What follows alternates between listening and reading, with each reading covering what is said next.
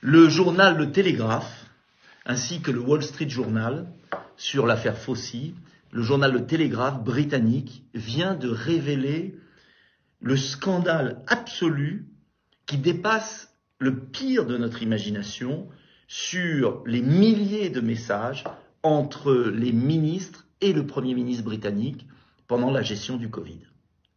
Alors ces messages sont effrayants de cynisme, car on découvre que le gouvernement britannique, comme sans doute le gouvernement français, si on avait les mêmes messages, savait qu'il manipulait l'opinion, qu'il mentait à l'opinion, qu'il ne s'appuyait pas sur des données scientifiques, comme il l'a dit. Bref, savait que la gestion de la crise Covid a été une immense manipulation. On nous traitait de complotistes, entre guillemets, mais c'était une injure, parce que nous avions raison. Alors, ces révélations du Télégraphe, avec l'analyse des milliers de messages, révèlent plusieurs choses. D'abord, le confinement. Il savait que le confinement était inutile, mais comme il l'avait lancé, il ne voulait pas l'arrêter. Quand Boris Johnson a voulu l'arrêter, les ministres ont dit « Non, il ne faut pas le faire parce que les gens ont peur, il faut continuer ». Ça veut dire qu'ils ont menti sur le confinement, et d'ailleurs la Suède n'a pas confiné, il n'y a pas plus de morts du Covid que la France. Deuxième point, summum du cynisme sur le masque pour les enfants.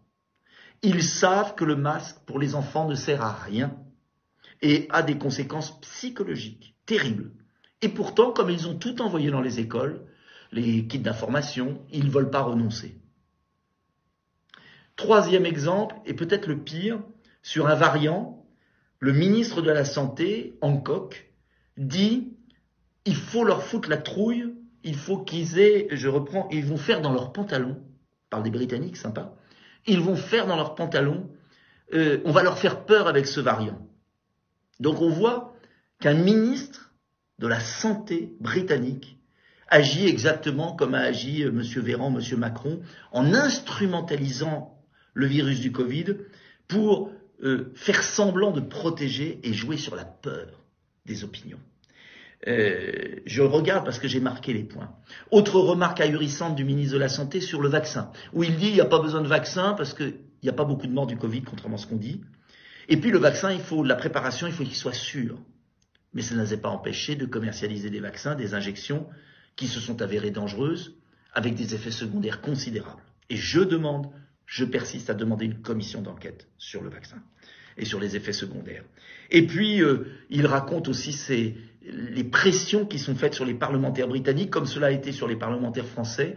Par exemple, un député britannique, on le menace de fermer les crédits sur un centre pour handicapés d'enfants s'il ne vote pas les mesures de confinement du gouvernement britannique.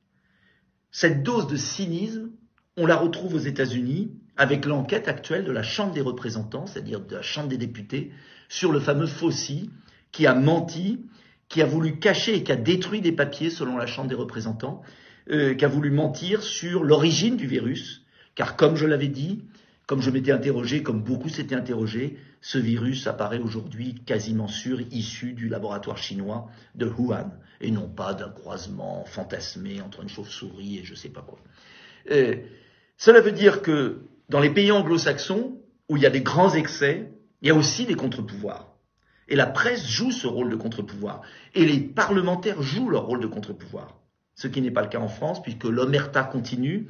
La presse ne raconte pas bien le scandale, ce qu'ils appellent le scandale des télégrammes, par le journal Le Télégraphe et par le scandale The Lockdown Files.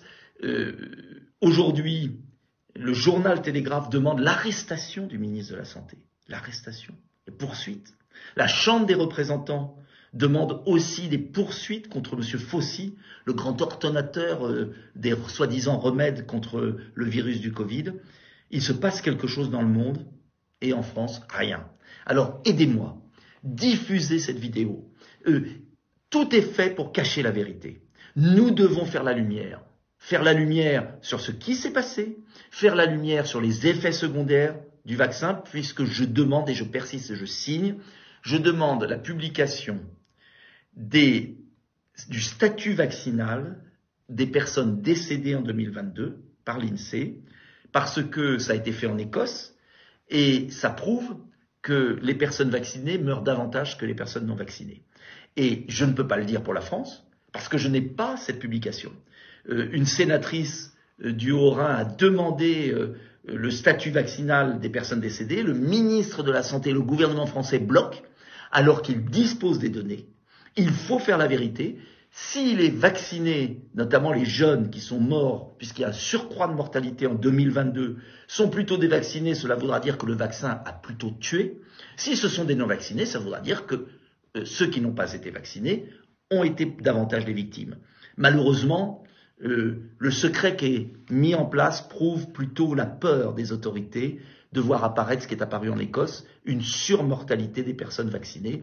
Nous devons avoir la vérité. C'est important pour la santé de nos jeunes, c'est important pour la santé de nos anciens. Je demande une commission d'enquête parlementaire et je demande que l'on ait le statut vaccinal des personnes décédées pour comprendre d'où vient le surcroît de mortalité 2022.